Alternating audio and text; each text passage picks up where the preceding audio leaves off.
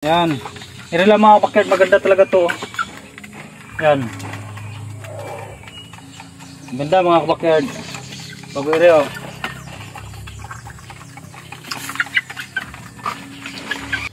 So ganito karami mga backyard, okay na ito. Isang ano to mga backyard, isang bigayan ko sa aking mga manok lahat mga backyard. Ayan. So ayan mga backyard oh.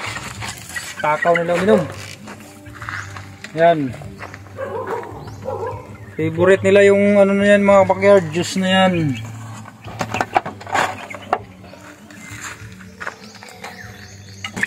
Dalawang takal, ubos.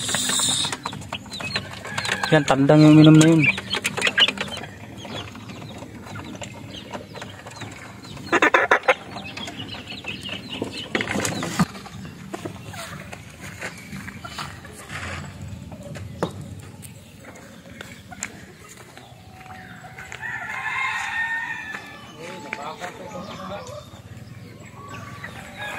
So hello mga kabakyard, no? Welcome po muli dito sa ating channel. So sa video natin ngayong araw mga kabakyard ay magbibigay ulit ako ngayon mga kabakyard ng vitamins sa aking mga alagang manok. Kung nakaraan mga kabakyard na papanood nyo, ang binibigay natin sa aking alagang manok ay vitamin B complex po yun mga kabakyard. So injectable. Ngayon naman mga kabakyard, ang ibibigay ko naman sa kanila ay water soluble vitamins. So, ihahalo lang po natin dito sa tubig mga kabakyard bago ibibigay natin sa mga alagang manok. Pwede rin po mga kabakyard na kapag kayo ay wet feeding, pwede rin po mga kabakyard na yun ang gagamitin yung pambasa doon sa pagkain ng ating alagang manok mga kabakyard. So marahil mga kabakyard nagtaka kayo at meron tayong hawak mga kabakyard na baby pullet. So ito mga kabakyard ay 3 buwan. So ito yun mga kabakyard yung pinapangako ko na ibibigay natin sa ating mga solid na taga-suporta mga kabakyard, no, sa ating YouTube channel at sa aking Facebook page. So mamimili po ako mga kabakyard ng maswerteng mabibigyan natin nito mga kabakyard. Ang lahi po pala nito mga kabakyard ay 3/4 Boston Roundhead, 1/4 Machine Kelso. So maganda talaga, maganda ito mga kabakyard, no. So mahaba ang bias, manipis lang yung mga paa mga kabakyard. Ayan. So ere po yung mga kabakyard ang mapupunta sa maswerte nating mapili mga kabakyard. Magla-live tayo dito sa ating YouTube channel. Tapos doon natin pipiliin kung sino yung mga gustong sumali. So abang-abangan nyo ito mga kabakyard. Ayan. So papagalain muna natin ngayon mga kabakyard dito. Ayan. Ayan siya mga kabakyard oh. Ayan. So nag-iisa na lang yung mga kabakyard kasi nga dati may buyer ako pumunta rito, bumili sa akin ng manok. Ngayon, nagustuhan yung kapatid nun mga backyard. Mga 2 buwan pa lang yun nun. Kinuha niya mga backyard, no? So ngayon mga backyard, bago natin umpisahan na magbigay ng water soluble vitamins sa aking mga alagang manok, bibigyan muna natin ng pagkain yung aking mga 4 months old dito mga backyard na stag, baby stag. So let's go mga backyard. Ito, ang problema nito ay gulping salaw, kaya bibigyan natin dito ng pagkain. Yan o. Diyan ka. Yan. So, lapit mo din yan.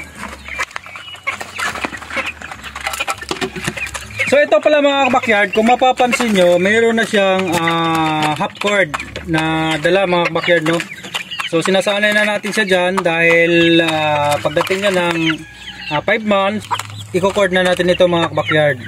Yan, ang importante dyan mga kabakyard, masanay siya para pagdating doon sa cording hindi siya maninibago. So usually kasi pagka yung manok hindi sanay, so magwawala yan doon mga kabakyard sigurado. At ang resulta, mamimilay mga kabakyard. So balda yung ating alagang manok pagka ganon. Ayan, so far mabilis naman kumain yan. Yan, dito tayo.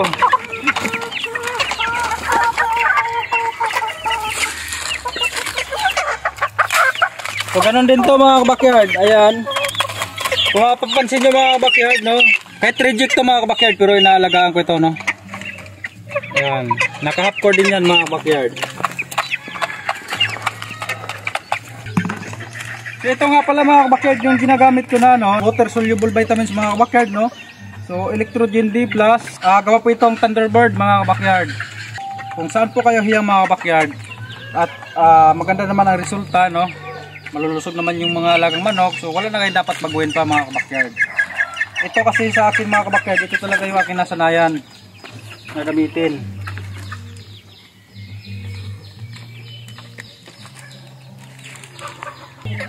So lalagyan lang natin ng tubig mga kabakyard.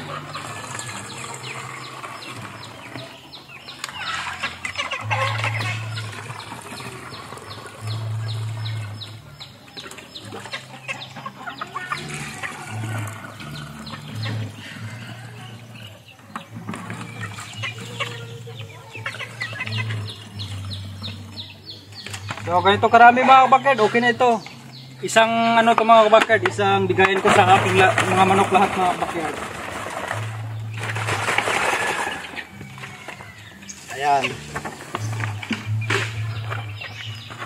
Tatabi lang muna natin ito mga kabakyard at magpapakain muna tayo. Anong kulit na ng aking alagang manok.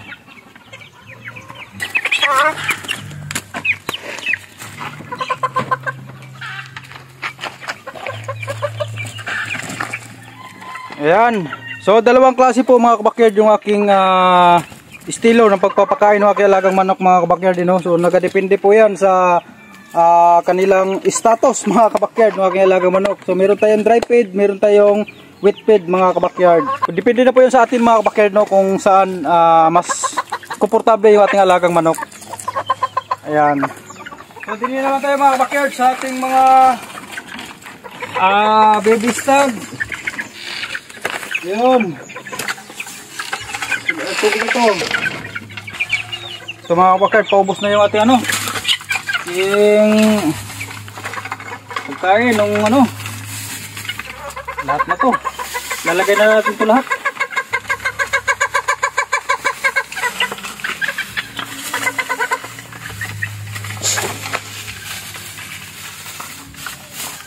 Yan, ang takaw na talaga nila mga kabakyard.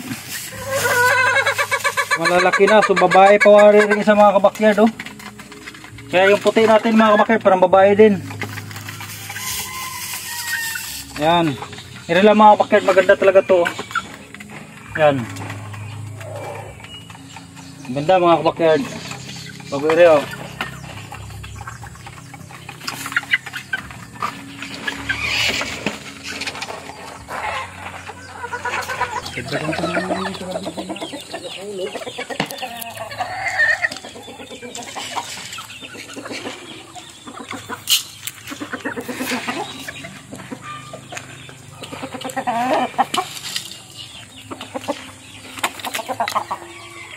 So ngayon naman mga kabakyard, yung ating bibigyan ng pagkain, yung ating mga nakatangkal dito mga kabakyard. So unahin natin mga kabakyard yung aking 3 months old.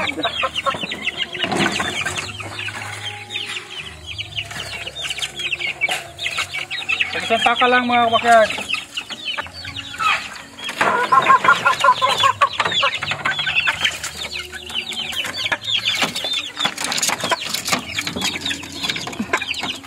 Yan yung aking 3 buwanin mga kabakyard.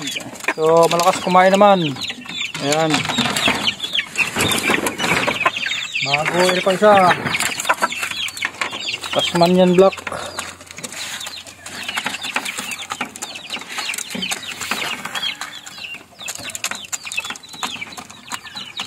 Bago yung mga sisiw natin mga kabakyard, bibigyan natin.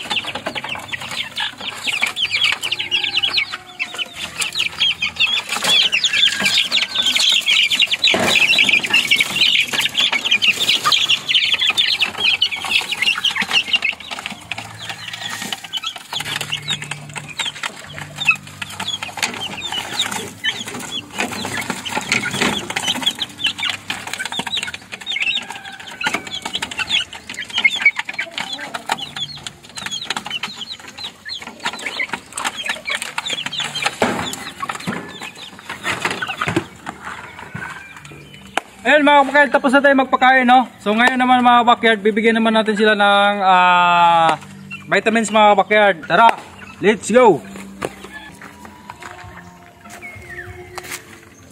Ayan.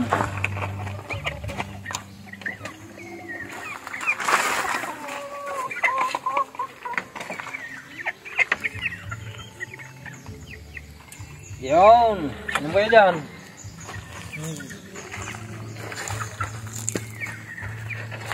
Bago din naman mga kabakyard, bibigyan muna natin to, yung ating mga pupunuin natin to. Yan, matakaw tong anim na to.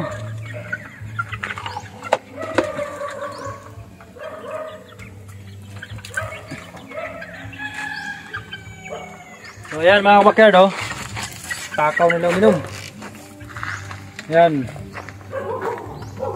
favorite nila yung ano na yan mga kabakyard, juice na yan.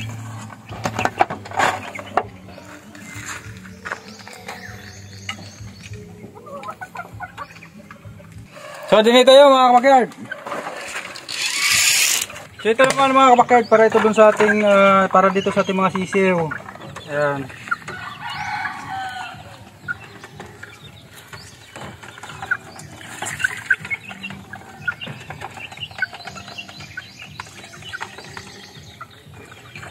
Kunti na lang para dun sa ating mga nakatali. Ito. Dini.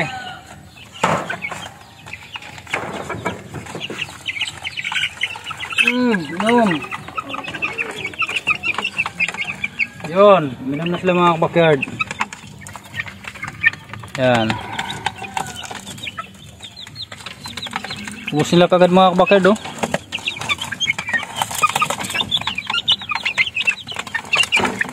Dalawang takal, ubos. Yan, tandang yung minum na yun.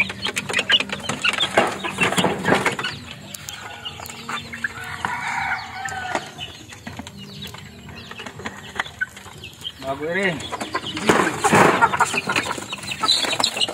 Anong ilap talaga nito? Inom kayo. Ilap.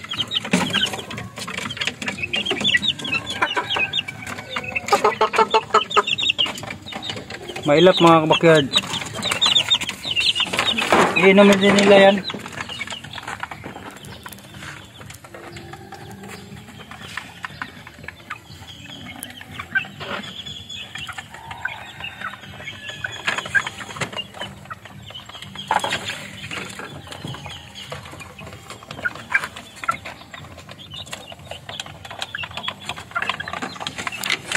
Yan, iinumin nila yan.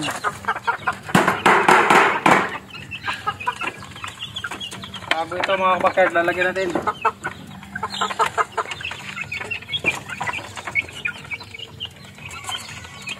Kunti na.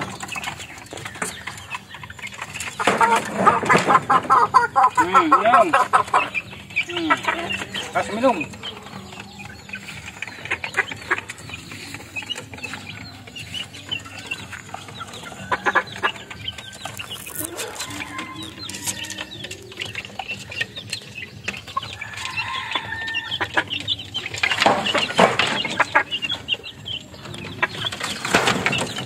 Ay, apakan pa baga.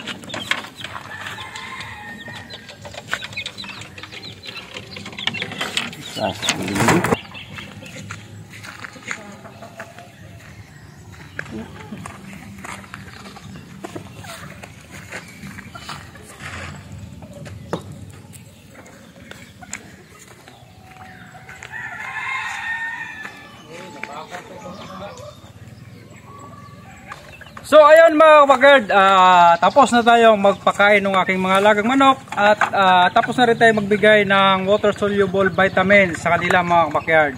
So umaasa ako mga kabakyard na nakakuha na naman kayo ng panibagong idea kung ano yung mga vitamins na binibigay natin sa ating mga alagang manok mga kabakyard.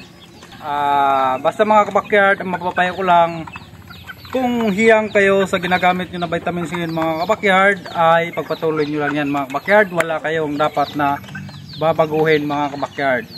Sa akin kasi, yun lang po ang aking nakasanayang gamitin. Doon po ako hiyang. At maganda naman mga kabakyard ang resulta sa aking mga alagang manok.